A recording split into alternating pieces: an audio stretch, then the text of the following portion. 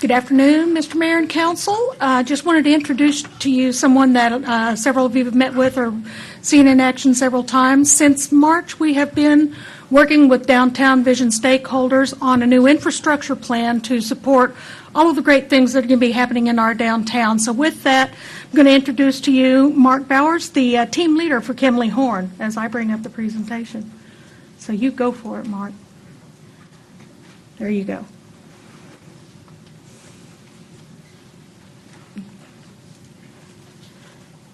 And there you are. Thanks, Beverly.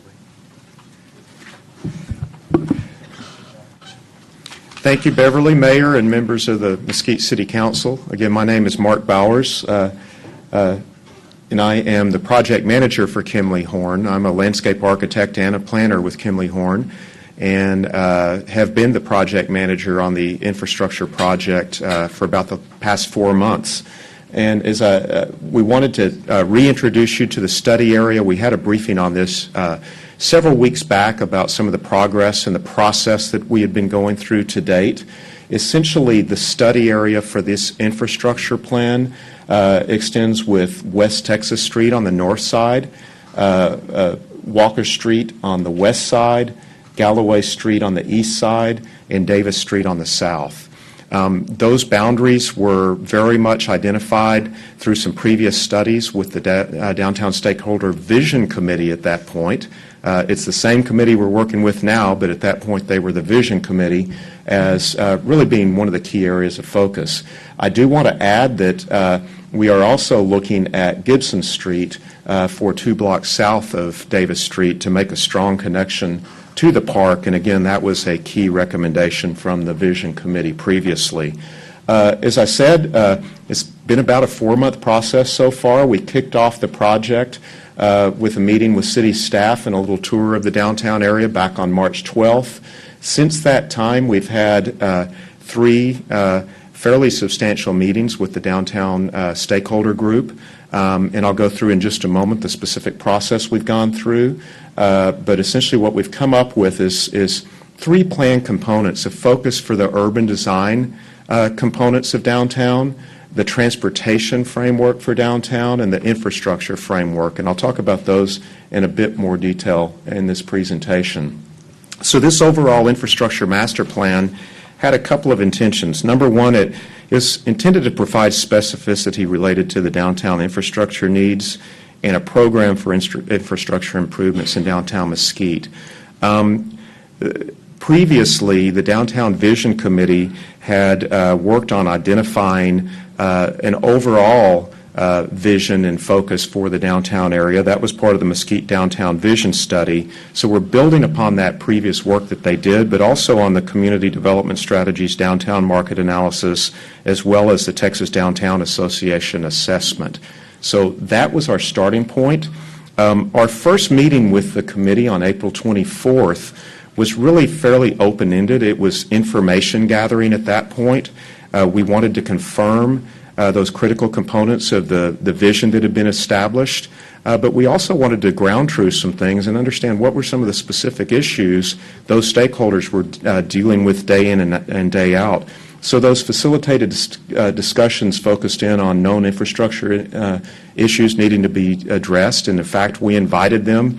There was a pretty heavy rainstorm the week after the meeting. We invited them to go out and focus on some areas where they saw some standing water and some drainage issues, and send those photographs with locations to Beverly, who got them to our team, as well as potential locations and configurations for event spaces and amenity spaces.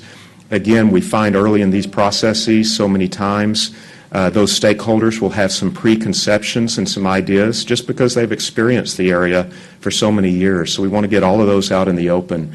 Potential locations and configurations for vehicular and pedestrian connections and parking, and desired design themes for streetscape elements. So after that information gathering session, we started putting pen to paper, pulling in some precedent images, and really came back in a session to walk through some alternative concepts. And those alternative concepts were based upon the direction we got in meeting number 1, concepts for public spaces and amenity areas, mobility, circulation, and parking, and streetscape elements. I'm going to walk through briefly some of the information that came out of that meeting. We had just finished that meeting when we came back to visit with you last time and give you the overview. So there were two concepts that were developed, and today we're really focused in on those core downtown blocks, but we have looked at a master plan for that entire study area, identifying tree locations, amenities, different street cross sections. But to really understand the differences in the concepts today, we're focusing in a little bit more on that central square. So right here we have Front Street.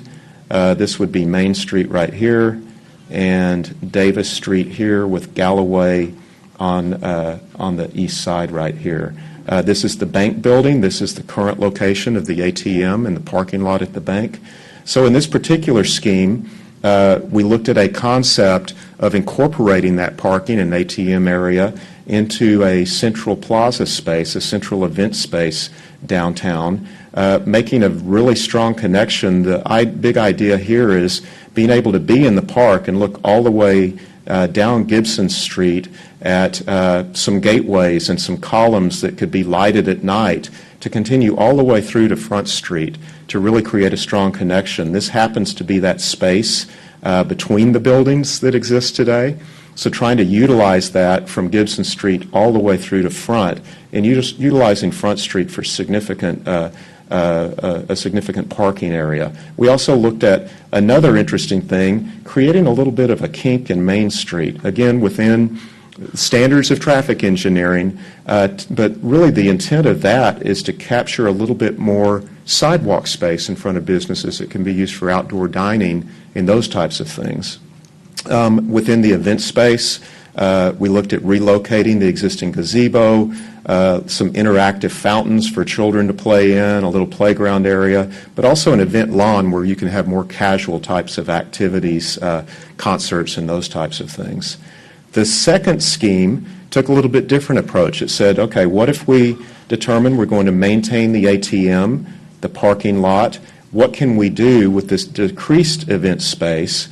And so we started to look at parking configurations along roadways. In this case, we called it a mesquite grove right here, so a grove of trees that became kind of the signature element of this space.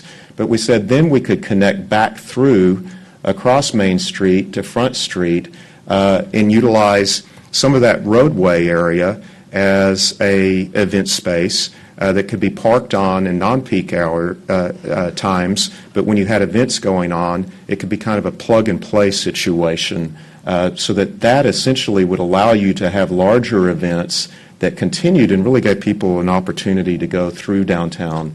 People really liked the idea of the event space here, the stakeholders, as well as the connection all the way through to Gibson Street with the strong connection we showed on the previous scheme, and they liked the idea of having the broader event space here.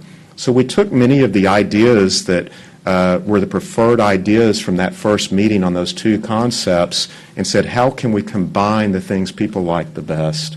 So the concept is, it combines the most desirable aspects from the alternative plans that were identified in walkthrough in committee meeting 2. And it really focused in on those key areas I just walked through, that central event space, the Front Street purpose and design, how would that be carried through, street parking configurations on Main, Davis, Broad, and Lancaster to allow for different amenity zones, street cross sections on all the streets in the study area, and then design elements and street furnishings. So this is that preferred plan. And there's going to be some things that you'll recognize from that previous plan. It would be that strong connection along Gibson Street. And in this case, we're now saying those lighted columns could continue on some rhythm all the way back to the park, so that when you're in the park, you're able to look and see this is the direction that you would go to get to the central space. People like the idea of providing more outdoor seating along Main Street. And in the first meeting, they said, why don't we do that on Davis Street as well? So we looked at that idea of creating a little bit bend in the road. Not only does that allow for that space out front, but what it also does is it provides a level of traffic calming in the area. Yes, sir.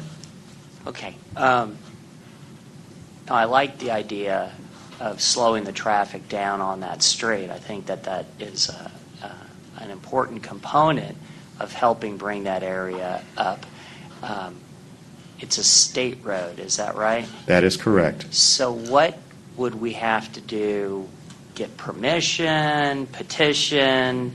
What do we need to do in order to be able to do that sort of traffic calming effect?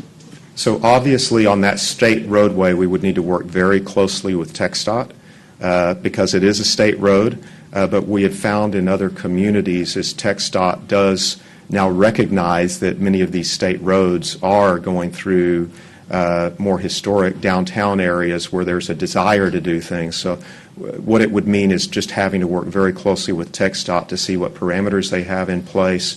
And at some point there may need to be a discussion as to whether it stays on system or comes off system, and that's the bigger discussion that might need to take place. So two related, and I appreciate that, Mm-hmm. and that helps, and thank you. Does slowing the traffic down help with widening the sidewalks and the sidewalk scape? What it does is it makes it much more walkable and safe for the pedestrians in the downtown area. So, and from the standpoint, so slowing that traffic down would make pedestrians much safer, and it would also allow drivers as they're coming in because of that traffic calming to realize this is a pedestrian-oriented zone. We're coming out of the more suburban area, and it's almost intuitive that you would start to slow down, as we've seen in other projects that we've done in a similar way. And the last one related. Does this have any effect, doesn't allow, banners, things draping over the street, things like that? Does that have any effect on that at all? And I'm looking to Ryan, who is an engineer with Kimley Horn, who's here. My understanding is it should not have any impact on the ability to do those types of things. The main thing we're going to be working with, I would believe, and Ryan, you can nod your head if I'm on the right track, is the clear zones. We would need to be able to also be looking at intersections to make sure that the visibility triangles that the state has are incorporated into those areas. And he's giving me a thumbs up, so thank you. Again, I'm the landscape architect and planner, but we have the right people working with me on the job. So, sure. Before we get too far away from it, you were mentioning in discussing the Main Street and Davis Street, and the reference was it would affect or could affect whether they stay on system or off system, I believe was the language that you used. And I just want to make sure I understand that language. Yeah. And the people that watching understand that Great language. point. And that means that the city would be basically assuming there could be a scenario that the state would say, yes, we'll let you do that, but then you have to undertake the maintenance of it, correct? That could be part of the scenario. And again, sometimes through those discussions, the state will say, okay, we'll allow you to do this level of things if you work within our standards and if it's your desire to keep it on system where the state maintains it, or if you were willing to take it off system in the future, we would allow some additional changes to take place. In some cases, we've seen where the state is sometimes inclined to participate in the construction of an improvement with the understanding that the maintenance would then be taken over by the municipality. Okay. Thank you. And that portion of it is, it would be rare for the state to just cede a middle portion of a state highway. Typically, they would want to see you take the whole thing that was within your city limits. So, Ryan, I know we've seen some cases. What they really are looking for is that connectivity. So we have seen cases where they would take parts of roadways off of system as long as they were able to maintain the connectivity. I'm not sure that's still a requirement as it was in the past. When I say connectivity for the audience, it's connectivity within the state system so that they're connected together. Okay. Thank you. Okay, sure. Okay. If we get off of that too far, it's a great point, Mr. Noche, because one of the things we've looked at, and we're sure that TxDOT would be happy to give us all of 352 throughout Mesquite, but I think that opportunities, as you presented, if they would allow for us to do pieces that are in our downtown area, that may be much more palatable. So I'm glad you brought that up. I appreciate that very much. Yeah. Yeah, that's one of the long-term really complicating factors that we've always kicked around as we've discussed downtown, as you well know. The other one is the Wells Fargo ATM and their space. And so what kind of conversation did you guys have about the logistics of relocating and collaborating with them to move their parking lot and their ATM? So those conversations are continuing with city staff. And my understanding is that those conversations will also take place at a more regional and national level. What we have done, again, we're at the point where we're coming up conceptually with what do the stakeholders want to see. You will notice that we have a dashed red line around this portion of the site. And so we believe, and we're actually developing some concepts for the city to have in your hip pocket, because those conversations will continue for what happens if you need to maintain some parking in that area, but the ATM could be relocated, then how could you configure the space? Or if you ultimately need to maintain ATM and parking in the area, how would that configuration take place? So again, this was the preference of the stakeholders, but we would have some things for you to have in your hip pocket for alternatives depending on where those discussions go. Thank you, that helps. Sure. So again, we have that Gateway Arcade, or the arcade coming all the way down Gibson Street, and kind of that promenade with a gateway here and here throughout the central space, continuing through the more pedestrian-oriented connection, and then into the northern event space along Front Street. The thought is that while we could configure some parking during the weekend here, there's also the opportunity to create things for people to plug and play when there's an event. If we can start to get tie-downs for tents in place, get electrical connections in place and all of those types of things, then it really makes it a much more successful space going forward. The thought is this might be conceptually the more civic space where you might have outdoor concerts and those types of things. This might be a space for a farmer's market or for car shows or some of the other things that have taken place in the past. Or if you have a major event, you now have a system where people can connect back and forth to multiple venues in your downtown area. So I'm going to continue through. In the first meeting, we had a range. Well, in the very first meeting, we were fairly open-ended about potential themes for streetscape elements that we shared with the committee. We came back with two distinct themes for them to start to choose the various streetscape elements from. So we looked at bicycle racks, benches, wayfinding, lighting, and we had a more modern interpretation versus a more historic interpretation.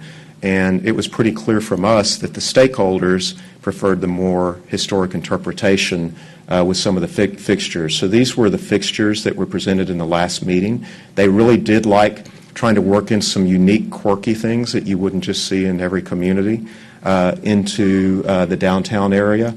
The other thing we showed was plant materials that were a little more natural, more native types of materials being worked in, but keeping up that we want them to be ornamental, as well as looking at perennial types of materials that could be worked in to the area, but not something that's real manicured. They like the idea of keeping it a little looser in the area. So some of the comments, we didn't get a whole lot of comments because what we found is a lot of the people at the last meeting were talking to each other and kind of talking about, okay, how do we get this done? A couple of people said, where's the Mesquite Grove? I will tell you, in the first meeting, it was pretty clear to us that the majority said, we do not want a Mesquite Grove out here, as cute as that might be that our name is Mesquite. So we're suggesting now bald cypress or other types of trees be utilized in that plaza area. But there were a few people that said, you ought to at least make reference with a mesquite tree or two. People really like the idea of the shared parking. We shared a concept of you need to get the right size of parking in downtown. In the first meeting, a couple of people were saying, we want to get as much parking, sorry about that, everywhere we can. And what we helped them understand in the last meeting is you end up with a downtown that seems very empty and dead if you do that. So you want the right size for day-to-day needs, weekend activities, and if you have a big event, really focus in on shared parking strategies with churches and other groups that have parking lots downtown. We created distinct street cross-sections that looked at sidewalk parking configurations, the trade-offs to be able to maximize pedestrian space within the streets while balancing parking needs. We created those for all of the major streets in the downtown area. A couple of comments we got related to the streets is somebody said, consider incorporating the same lights used at the rodeo leading to downtown to tell you, yes, this is that pathway that will get you back to the rodeo as well as downtown. So we're investigating that. And then the second, the comment was consider section E2 on Broad Street between Main and Davis. So if you think about Broad Street in front of the square, there are businesses on one side, the park on the other side. The concept that we had showed parallel parking on one side and angled on the other. And because of the importance of having some teaser parking in front of the businesses there, short-term parking, in other words, some folks liked what we were doing across the street at Wells Fargo and said, let's do that on both sides of the plaza with angled parking on both sides. So that's something that we think would be good to incorporate into the final scheme. We've also looked at the infrastructure, proposed storm drains, sanitary sewers. This should be water. I apologize. We have a duplicate image in there. And then the downtown projects, starting to identify each of them. We've developed cost estimates for each of the specific projects. And then we talked to the stakeholders about potential phasing, what were their desires as to the order things should go, keeping in mind that Front Street is the first project. It's already been approved. We're under contract to begin that, and part of the reason is we have to build the infrastructure for drainage in that area first, or the rest of it can't be phased in. It just won't work. So that there were some parameters put for how things had to happen up front. General comments, people said they liked the approach to Gibson Street. They liked the flexible event space. They said we need to make sure we can maintain traffic flow during construction. As we roll into design and construction, that's going to be a key area we focus in on. Somebody said we need to investigate whether we need four-way stops in residential neighborhoods during construction in case there's some inclination for cut-through traffic. In summary, overall, the comments were support of the preferred infrastructure plan concepts that we just went through. People were very excited to see those moving forward, and we're excited to say, where do we go from here? Because day one, we were focused on how do we put the meat on the bones of the vision to get to a point that we can go get some projects constructed. They were interested in staying involved during the implementation process and in the role that they've had so far through the vision and the infrastructure plan. So from a next step standpoint, we are in the process of embarking on the Front Street engineering. We're under contract for Front Street design between eBrite and Galloway. The project includes the addition of parking in the festival space that we talked about in the preferred concept. We're looking at water, sewer, and storm improvements within the study area along Front Street. You may have seen some people, if you're in the downtown area quite a bit, out there surveying already. So that survey is underway. The anticipated design completion is November of this year, with construction anticipated to start the first half of 2019. So that says a fairly quick overview, and I'd entertain any other questions you have of me. Very good. Yeah, we're looking at infrastructure. I think that's great, and I'm glad we've got some money set aside to get going. I know we have a number of comments and questions. Our Mayor Pro Tem's. Just a question. I wanted to find out if there was any discussion about 18-wheelers that go through the square there quite often and take up a lot of space, a lot of noise. And yeah, we actually did have quite a bit of discussion about 18-wheelers. We believe that it's important through the process to take a look at the logistics facilities and identify alternate routes for 18-wheelers to consider and start to get on those logistics maps in the future. Because, again, we're trying to invite a pedestrian-oriented environment that makes it safe for pedestrians in the area. So that was a key component we looked at. Any other questions? Councilman Luttrell. I don't really have a question. I'll just mention that I think, first of all, even if we didn't do much more with downtown Mesquite, slowing that section of roadway down would be a blessing in many ways. So I'm glad that we're looking at that. I'll also say that I'm just real proud that we're where we are. Just a few years ago, that area was in severe decline and with no vision or path to get forward.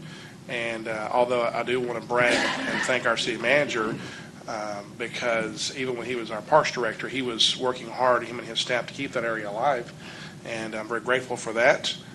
Thankful for the stakeholders, for volunteers and staff who have worked to get us where we are today. And I know to some it might appear that this has taken a long time, but again, that square didn't get to where it's at overnight, and it's going to take some time to move it forward. But we're moving forward, so I'm thankful for all my colleagues and staff and volunteers and stakeholders who are helping us push forward. So I'm very proud.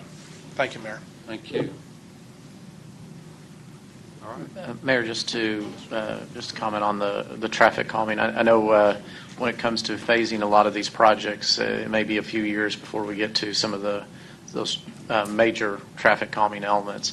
Part of the study, we began looking at ways to do some interim traffic calming downtown, especially on the traffic inbound from LBJ, where we see the higher speeds. So we are embarking on a lot of interim projects beyond Front Street, but getting Front Street started is our primary concern. All right. Thank you very much. Appreciate it.